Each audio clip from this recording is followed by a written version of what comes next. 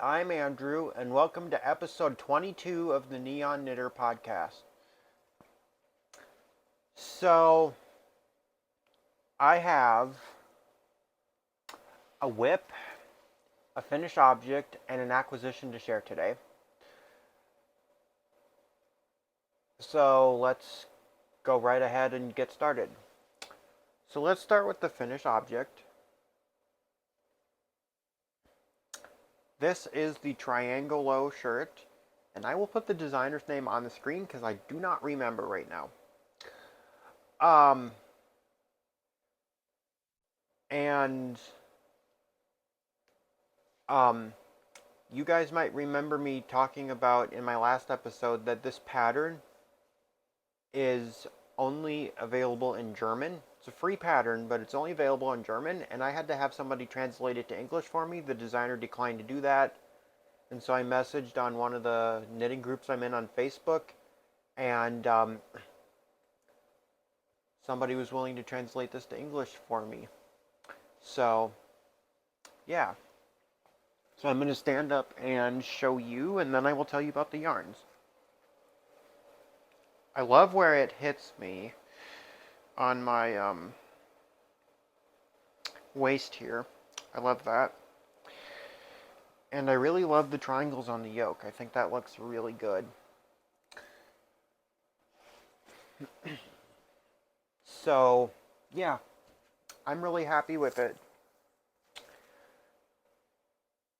The yarn I used is Patton's Silk Bamboo in the colorway Rouge.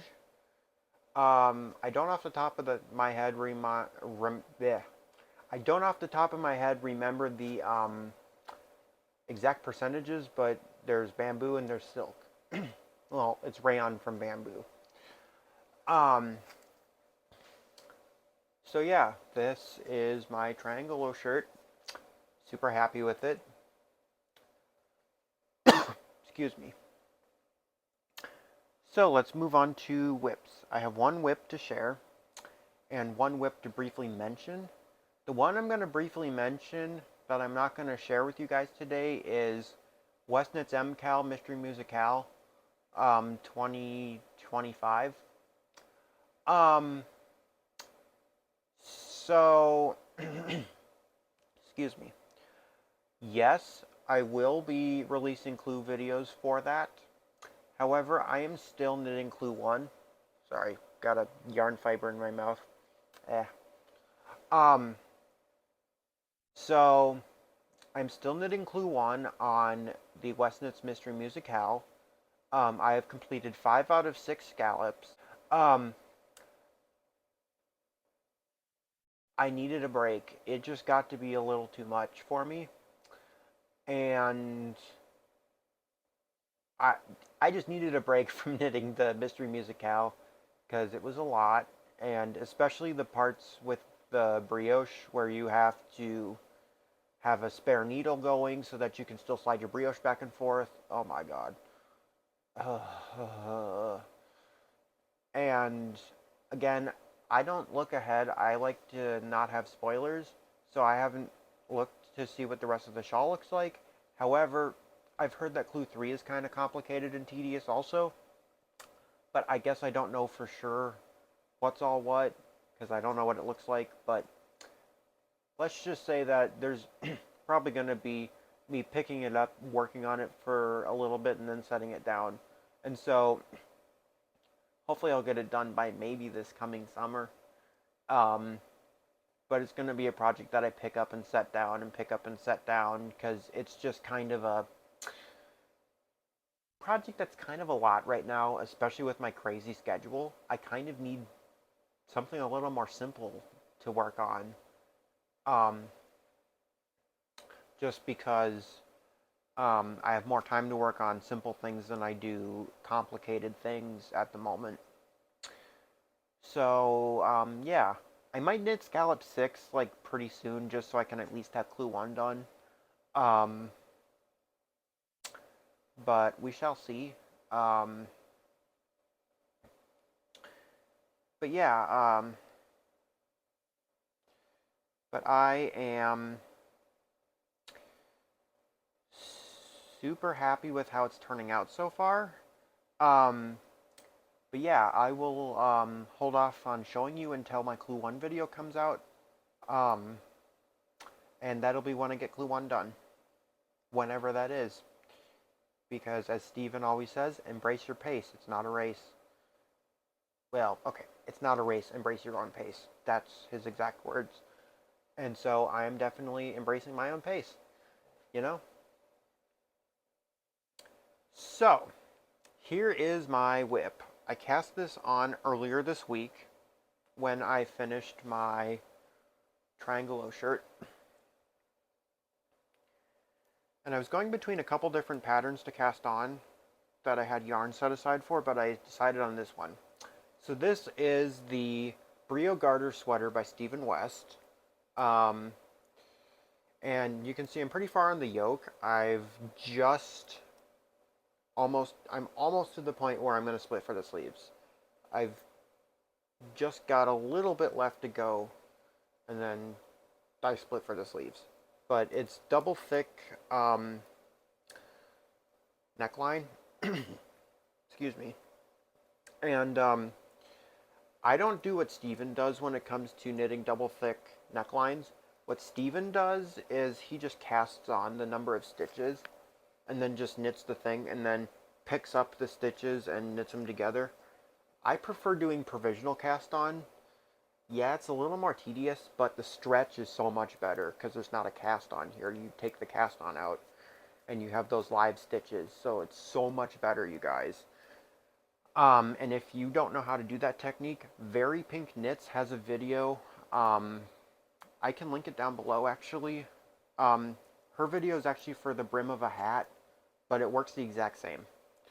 So, yeah, it's great, because then you have the stretch. I did originally do it how Steven did on my bubble sweater, and then I realized that I didn't like it as much. I still wear that sweater. It's just that the neckline isn't quite as stretchy because of the way I cast on. And so I like this technique better because it's just nicer. Anyways, I've also never done one color brioche before, or single color brioche. So that's been an interesting experience to have. And yeah, I'm really loving how this is going. The only thing I don't love is that this yarn sheds. And so earlier today, because this is the second video I'm filming today, because today is November 1st, so I also went to Fall Fiber Fair today, and so I just got done filming that video, and then I quickly changed my sweater.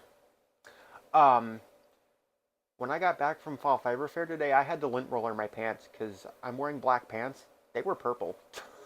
I had to lint roller my pants. So, let me tell you what yarn I'm using, and then it'll probably make more sense. I am using Patons Angora Bamboo. It is 55% viscose from bamboo, 35% wool, and 10% Angora. So, I'm pretty sure it's the Angora that's shedding. Anyways, this color is called Echinacea.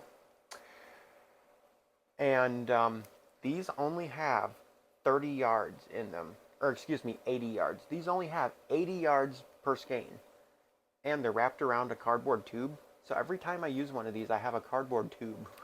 So I had to buy 17 of them. I got this on eBay a while ago. Specifically with this sweater in mind. The Brio Garter sweater. But yeah, several different dye lots, but you can't really tell the difference between dye lots. It's fine. But I have 17 of these. I wound 15 of them. I have the last two I haven't wound yet just in case I don't need them, because I think I only actually needed 15, but I bought 2 extra just in case because it is discontinued.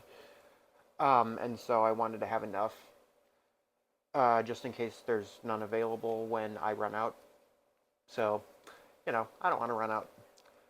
But, yeah, so I don't know if you guys can see that shadow there from my yarn shelf has like this weird like pyramid shaped thing on top. That is the 15 skeins of yarn I did wind into balls.